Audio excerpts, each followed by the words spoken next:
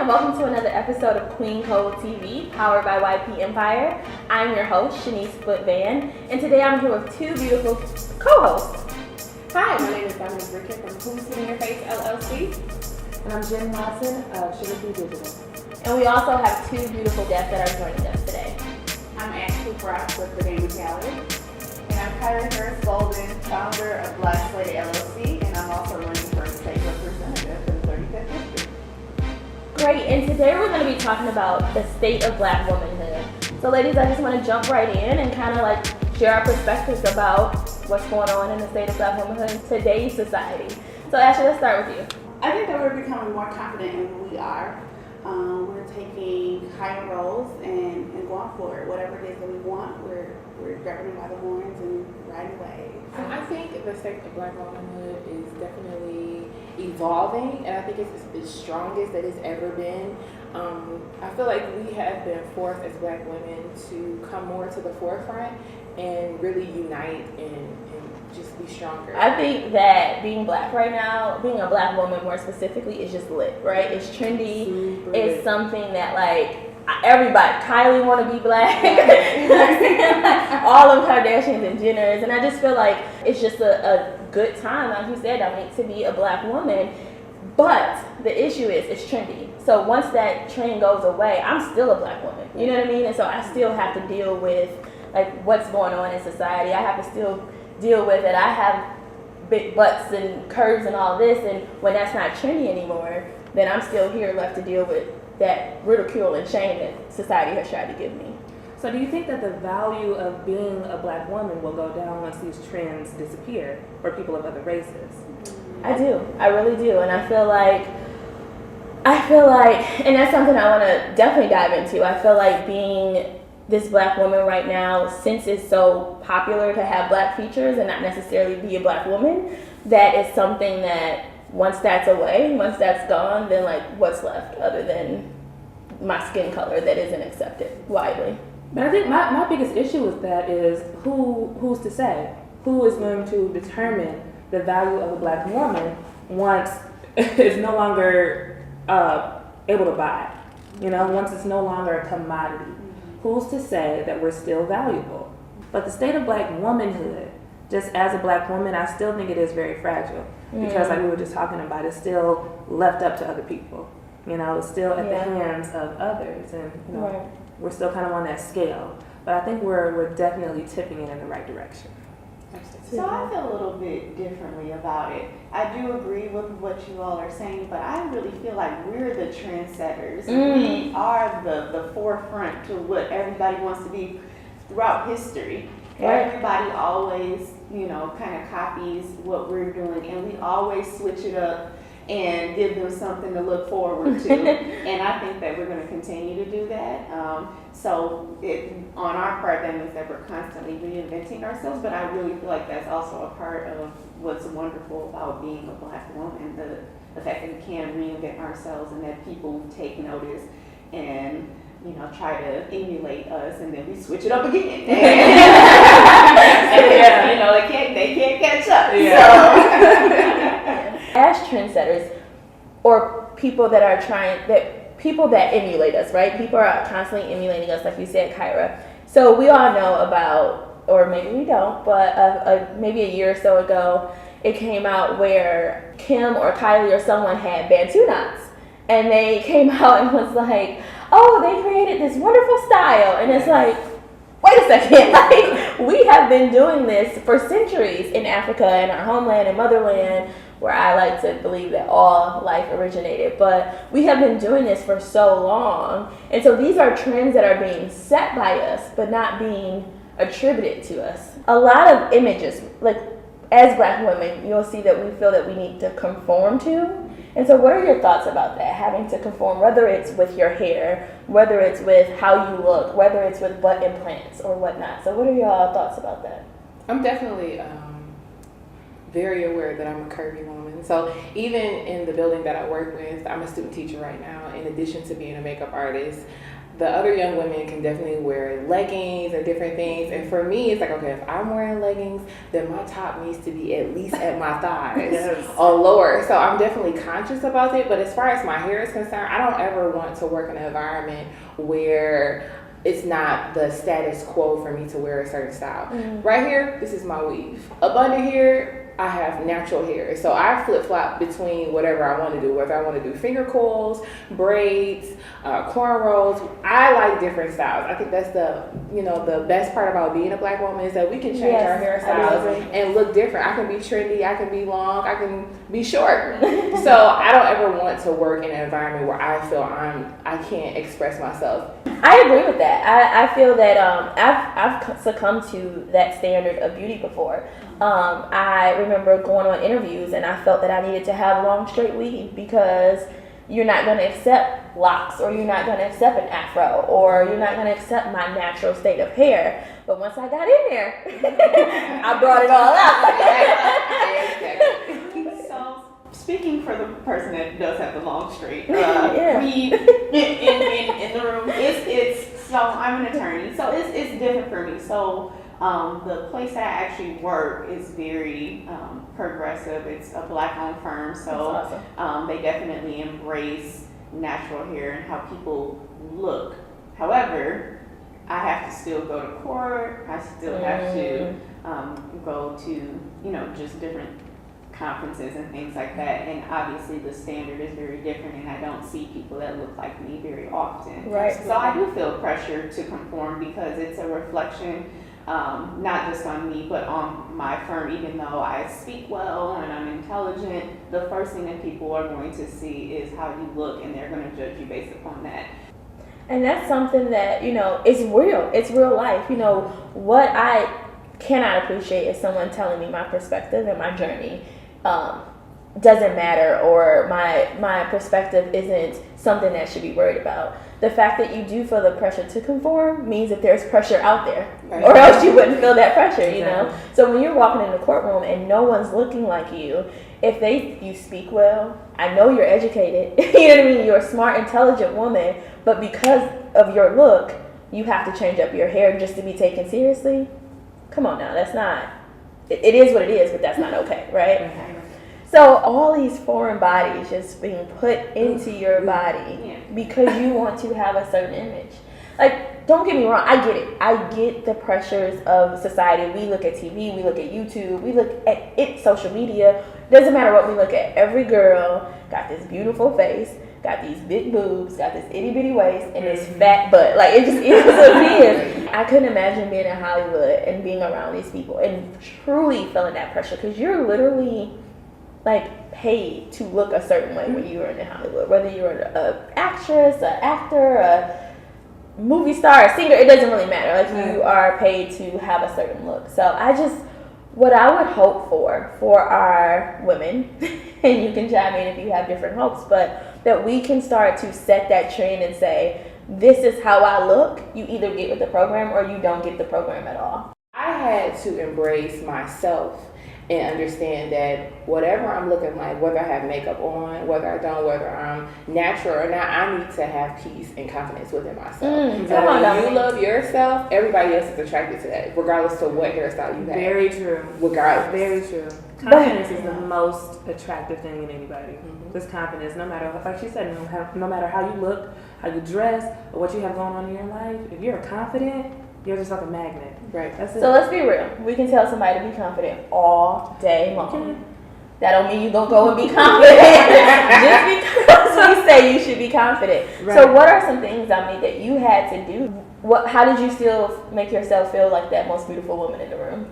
Well, I have 3 different sets of clothes in my closet, okay? So I think one of the major things is just to understand what compliments you and your body at the time that you are trying to wear a certain outfit. I had to realize, okay, I can wear this dress, but what is my foundation? And I do that in the physical and in the spiritual. What is my foundation? And once you get that foundation together, then you can build upon that. That's real good. That's real so good. I have just a question for you. How do you maintain that foundation, considering everything we were just talking about? All the societal pressures, everything you see in the media, people around you, also being a makeup artist.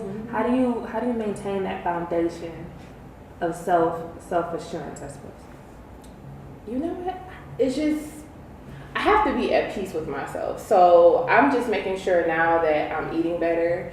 I'm out of toxic relationships, because a lot of my weight gain issues had to deal with who was in my personal life. And so me eating or me drinking those extra glasses of wine was because I was feeling a certain way. I'm like, well, how can I comfort myself? So keeping toxic food and people out of my life definitely has made a huge difference in all it is. That is so real. How many times have you eaten because you had a bad day, somebody tipped you off, you had some glasses or bottles of wine? What, last night? This morning? So no, that's really real. So talking about confidence, right? So this is kind of going a little bit right, but stick with me. I was looking at Instagram, and I had a friend tag me who's a part of the Beehive. I'm not necessarily Beehive, but whatever. I like Bee. And it was during what's the most recent award show that? Was it the Grammys. Okay. When it was her, Jay-Z, and Blue Ivy. And so I think it was when, remember they kept showing Blue Ivy when she kept quieting them down. The way she did it, it was like, or she just had this straight face as a 6-year-old, you know. And someone wrote on the picture and was like, "Oh, she looks like a mean child." Excuse me. Do not attribute these negative traits to this baby who has a straight face. And so what I tend to believe is a lot of times that confidence or that just security in yourself can come off to people as being that angry black woman. So what are y'all thoughts about that? Because when I say, I was just like, we have to, confidence and knowledge in what I'm saying does not make me an angry black woman. It makes me a confident, smart, very well prepared black woman, but it doesn't make me angry. Most of the time, I'm not. But just when you fine. say I am, Right. guess what? I'm angry now. And sass and anger are two different things. Very. I can be sassy and not be angry. That's just a part of my personality. Right. Yeah. Or you can be assertive. You know what I mean? You can be on top of your game. You can be a leader and not necessarily be labeled that angry black woman. But I just find that whenever I am something other than what you expected, you're disappointed. You're rejection, or you're put off. You know, you're just repelled. And to me, I don't really know how to deal with that. So I just kind of continue to just be myself and do what I do.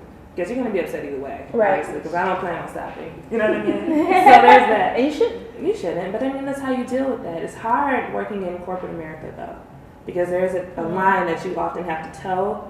But at the same time, once you lose yourself, everything else is soon to follow. You know what I mean? Right. So, kind of having that foundation, like you talked having a about. foundation. Yeah. Know who you are, know what you want. And know what you're not willing to let go of, just in order to succeed. And I know you probably can relate to this topic a lot. Yeah. I can. Maybe I don't want to say this particular thing.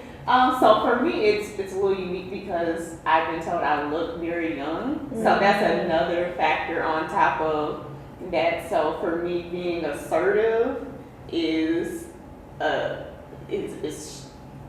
strange. It's weird because people think that I'm like 18 or something like that, and it's weird. It's like, no, I just have great genes, and mine doesn't crack. Right, it does not. And Brown won't let you down.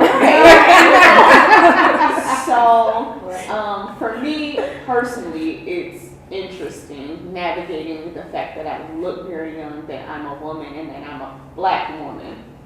So I don't know if I can give a general perspective on that. I kind of go the route of, kind of always smiling, kind of always being personable, and I found that kind of works with my personal look a little bit more, because when you come in and try to really be assertive looking the way that I do, people just kind of shut you down a little bit. So I have used my voice in a way that's kind of, hey guys, let's think about this, and kind of more of a cooperative environment, and that's just how I deal with it personally. Yeah. So. Sounds like self-awareness is important in that too, though. And just being aware of how you look, how you sound, and I can completely agree with that. I just don't like that barrier of being put on me. Yeah. Especially, I'm I'm so bubbly. You know what I mean? Like, I'm always smiling. What do y'all think about shows like Love and Hip Hop and just reality TV in general and what that's doing to the Black women? I hate it. Me too. Ooh. Yeah, me too. I hate it, and then it's like we instantly conform. Like, this is what I have to be. My life is like this and that. And it's like, it's fake. It's scripted. Like, your life is not like that. It's not going to be like that. Yeah. Like, do away with reality TV because it's not real. Like, let's see some real reality TV. Real reality. Yeah. Isn't that like something, right? What does that look like though? Right, real reality. Because it's not real. The real is not there in reality. It's crazy. And it definitely speaks to another thing about what you put into your heart. Like the few episodes that I've watched, you know, prior to just walking away from that, I was like, why am I upset? Like, why am I all stirred up? Watching this mess. It's not even real, and I'm mad about something that's not even real. So I realized, like, I don't want my own attitude towards Black relationships to change based on something that's scripted for drama. I just do not like it. I don't like the example that it sets for young girls. You go to a restaurant and throw a roller in my face, we gonna have a problem. Like, you can't just walk around here having adult temper tantrums and that type of behavior. I love it. It's okay. I hate it because when I work with like younger girls, high school girls, I have to let them know, like, this is not how we solve problems. We have the power to control what is projected to the masses. So why aren't we doing that more often? We accept it. That's why. It's cool to be, and I'm not shaming anybody, I'm just naming names. It's cool to be Alexis Sky. It's cool to have a baby a month ago and then pop your butt on social media and get 1 million likes and be like, oh, I'm just doing me.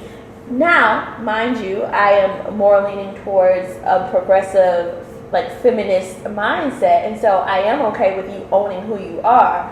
But when it comes out and is portrayed to the media as what Black women are, that's when I have the issue. I think that's my biggest issue because there are very few counter representations of Black women in the media. Those are the most dominant representations, and those are the most frequently emulated representations of Black women in media. And, you know, just in real life, and like you said, the kids growing up, they're shaping the future. They're writing the new story of who the Black woman is in America, and it's very, very, very dangerous right now. And I'm very proud to say I don't even know who Alexis Sky is, but she is now more responsible for our kids, you know, our little sisters, our little cousins, than Michelle Obama, which doesn't make sense.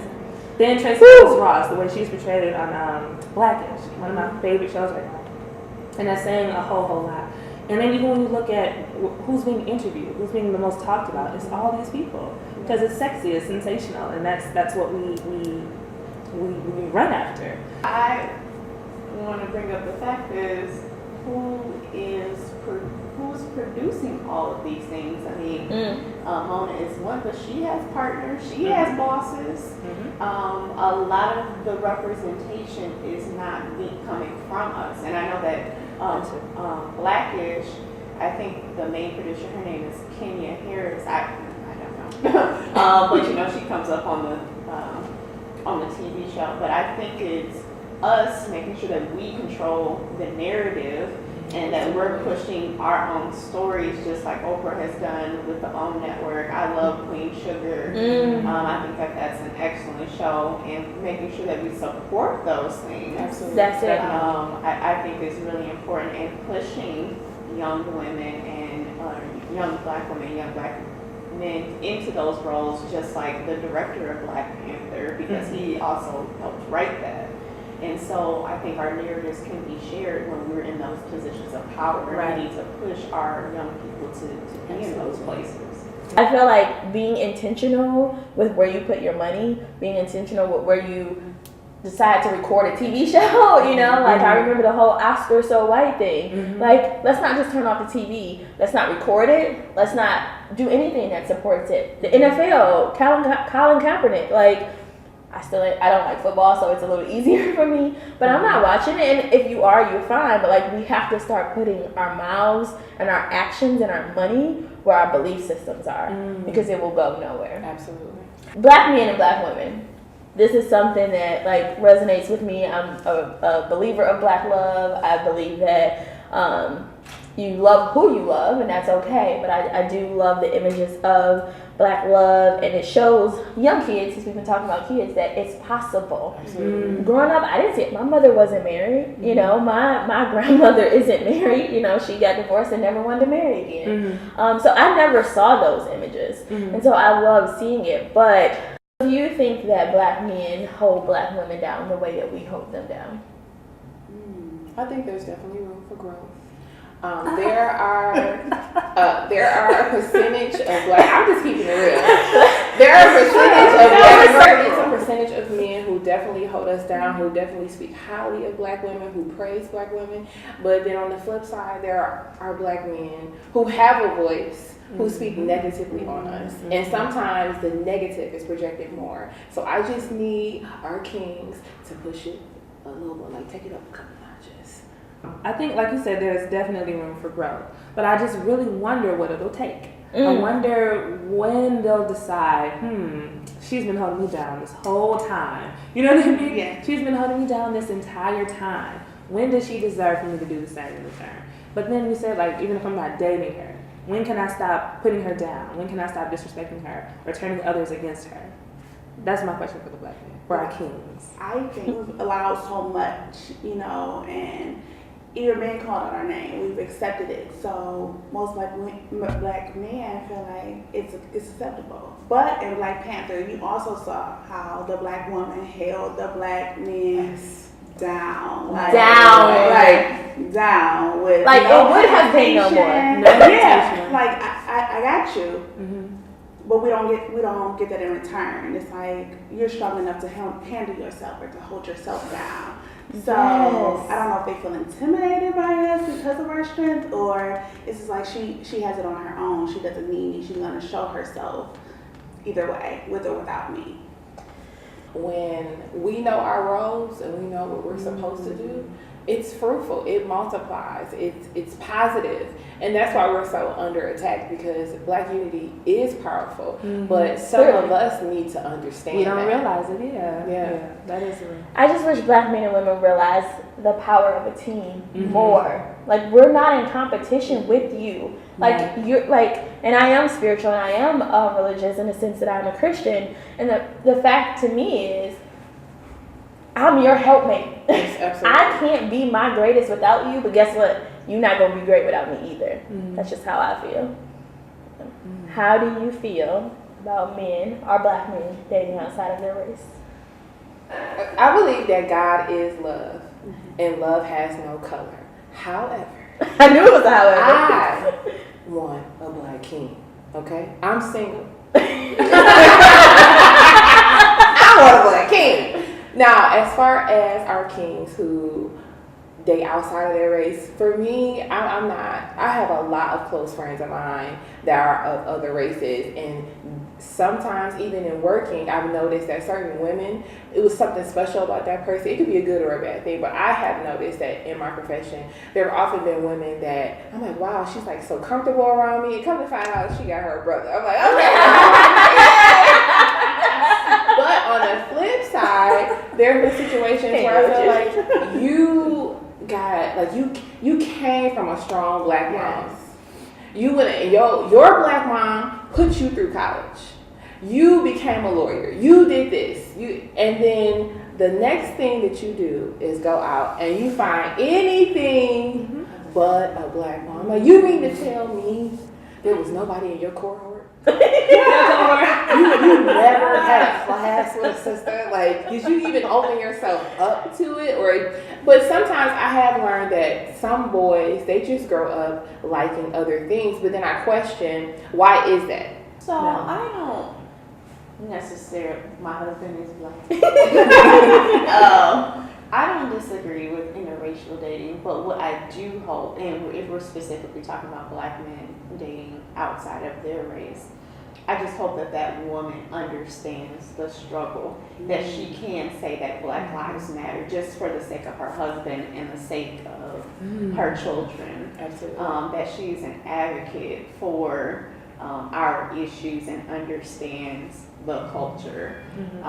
Because, you know, when you have children and then of course, everybody doesn't know about everything, and you're going to try to to learn as much as you can, but I don't want those same stereotypes and things put on that child, where they're growing up thinking that one way or another is correct, or just the same pressures that I have in being in conformity to have parents that are two different races. You're going to have, and it's going to identity. It's going to be a lot harder. So that is my only hope, that if you do date Sire, and it's the same thing for Black women with a non-Black man, that they just understand the struggle of Black people and don't discount it, and they can stand up and be an advocate for our community. Absolutely. I think that's a great point. And I mean, you mentioned God is love, and I completely agree. I don't think love has a color, and it's a lot of things I don't think love have, and I think we can table that. But love is love. What I don't like is when you can celebrate Black features, but can't celebrate a Black woman. Mm-hmm. Don't like what I can offer, but want it somewhere else, just because. Right. And don't put me down because I'm a Black woman. Right. That's my thing. Like, I know people who have dated in my family. It's biracial, siblings and cousins, etc. Because of the willingness. My grandfather, I was raised by my great grandfather, was born in 1908 in Mississippi, and I've never heard him say anything negative about a white person or any other race. And for him to be able to do that. Let's get the stats again. 1908. In Foote-Vann, Mississippi. A very, very small town. Outside of Jackson, Mississippi. And so for him to know Emmett Till's uncle, for him to know and experience being called the N-word, or boy being that was just vocabulary. That wasn't a thing to him. That's just what they call me. What do you mean? Yeah. That was just his makeup. So for him to be okay with his son dating and having children with a white woman, I cannot say that I'm not okay with that. I love my cousins, right? But what I cannot appreciate is you leave and you date and you have children, you marry, you whatever, but then you forget the struggle, or you started to grade your women, because we still belong to you, no matter if you like it or not. Right. That's my issue. Love who you love, but still love me at the same time. Yeah, I agree with that wholeheartedly, because my only issue with the interracial dating is when you say, oh, I don't mess with Black women. I don't date Black women because X, Y, Z. That's my only issue with it. If you're only dating outside of your race exclusively for reasons that we just kind of discussed, you have a problem with Black womanhood, then I have a problem with you. Right. And another thing, right, that's good. There's something I've always kind of worked over in my head about interracial dating. I always kind of looked at color and status on the spectrum, right? So dark to light. So on this ladder over here, the higher you climb, you might need to, meet your equivalent over here on the color spectrum. And I know that's something that a lot of people experience, like that status symbol. You get the new job, now you're gonna get that Benz, you're gonna get that BMW, but you're gonna get what? Bigger house, what? White wife, or you might go, Hispanic, whatever. But you're gonna move up that color ladder. I've seen that happen far too many times. And then another thing is in the media, right? The light always being right. I grew up in the 90s. I've always been chocolate, right? Okay, I love it, right? But back in the day, I remember, you're pretty far dark skin, girl. But I used to sit and think, like, I wonder what I would look like if I were light skinned. My mother's light skinned. See, my mother was dark skinned. You see, so it's like you're kind of comparing yourself to what you're around. And my mom was light, beautiful. And I used to look at myself and be like, what would it be like if I were light skinned? I don't think I would look really dumb. Because that's not who I'm supposed to be. That's not who I'm supposed to be. I don't agree with this ladder thing. I just have seen it happen far too often. Right. Sisterhood. So we're talking about womanhood, but at the end of the day, we're all sisters, whether I know you or I don't, right? And so one thing that I've seen or heard complaints about, or whatever the case may be, is the competition versus collaboration mentality. So you've all seen or heard that you can't sit with us versus that you can sit with us. What's your take? Can we be collaborative as Black women? I definitely think we can. I have worked on, the last 2 years, I've definitely been pushing my brand and pushing myself, even though I'm tired, to collaborate with other business owners, other entrepreneurs. there are young women out here that are doing it. There are women my age and older, and even younger. For instance, the Pretty Girl Campaign, the Eat Ash Girls, these are both mentoring programs within the Metro Detroit area where they're doing step shows, they're doing tutoring and different things, and they're teaching the girls to have sisterhood, that it's okay. You two can be doing makeup and y'all both are slaying different ways. We can have like businesses and still work together. And that's one of the reasons why I created Black Slated, because I wanted everybody to know all the great Black-owned businesses that were in the area. And you know, if you want to collaborate with me, you get a free shout out. Like it's not even about money, but just letting people know that you're out there. Right. Because you never know how people are going to intermix and tangle with each other and be partners. I think people think like you have to do it on your own, like I'm the brand and it has to be me, but no, there are people out there that can be a team that can help you, that can help build with you, be partners, and I think we need to explore that so much more than what we do. Yeah. And I think it too comes from the fact that we don't always have, you know what I mean? Like, so when we got, it's like, let me hoard, let me make sure I'm going to have and my family's going to have. Right. But we need to realize that we are family and that when I have, you can have, and when you can have, I can have too. I think we all have a responsibility of pouring into each other's cup. And when we pour into each other's cups, nobody's cup is ever empty. Speaking of women in sisterhood, do you have a mentor is the question. And if so, is it a Black woman? Because I've heard things around Black women don't reach back and don't help out the next generation. I have a mentor and he's a Black man. I think Black women don't reach back to be mentors because first it stems from within themselves. Feeling like if I give her a little bit, will I not have enough left for myself? I think that, yeah, we're intentional, but we think about self before we think about others. But just like Dominique said, it's the cup mentality. If I pour into you, somebody else is going to pour back into you. So share is not going to hurt. Like, I have a mentee and I love her. Like, I'm constantly pouring because I want to see her be great. She's way younger than me, and it's like, don't take forever to get here. Right. Learn from my path. Let me pour into you, and so you can be great. So why is it so hard? I don't know why it's so hard. I actually had a Black woman as a mentor when I was living in Atlanta. I lost my job because of her. Oh, let's do that. Yeah. You It was. I had just started where I was. And she had been there years, and she was just, I guess, promoted or placed into a new role. And one conversation, take my manager hat off, put on my mentor hat. Tell me how you really feel about what you're doing here. And I told her. A couple weeks later, her boss is telling me, you know what, I really, really want to commend you on being so brave and saying this is not for me and deciding to leave. I said, wait. Whoa! Yeah.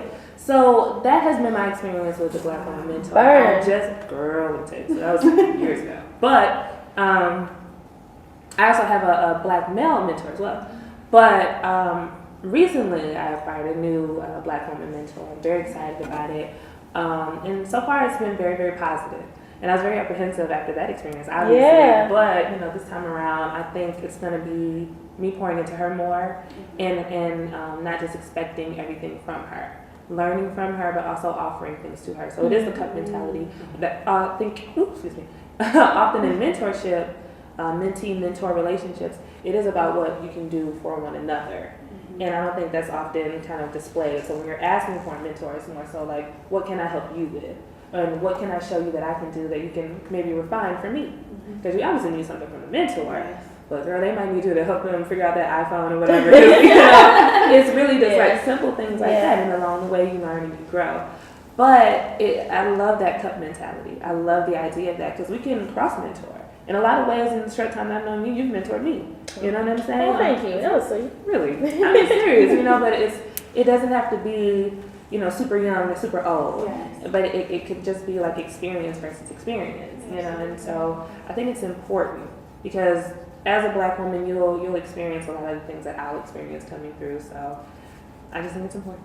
Exactly. And I've actually had a tough time with keeping a black, or mentoring in general. I think, life has happened to some people that's been in my life and they just couldn't serve in that capacity anymore, and that's understandable. But then I would say an official mentor, because I do feel that there is peer mentorship, or I experienced something where a nugget was dropped and I'm like, I'm going to remember that forever and you'll never know how you changed my life, right?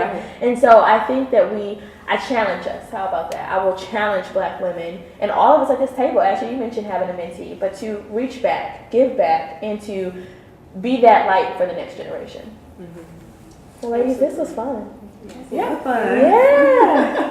So thanks for tuning in. This has been an amazing time discussing the state of black womanhood. This is something that isn't a 40-minute conversation, an hour conversation. These are conversations we want to have every day with our friends, with our loved ones, with those at church. It doesn't matter. Start the conversation. How about starting it now by leaving a comment below, letting us know what you think and how you perceive things. What is your experience with? If you're not of the black culture, what questions do you have? Let us know. Engage with us. Drop a comment below.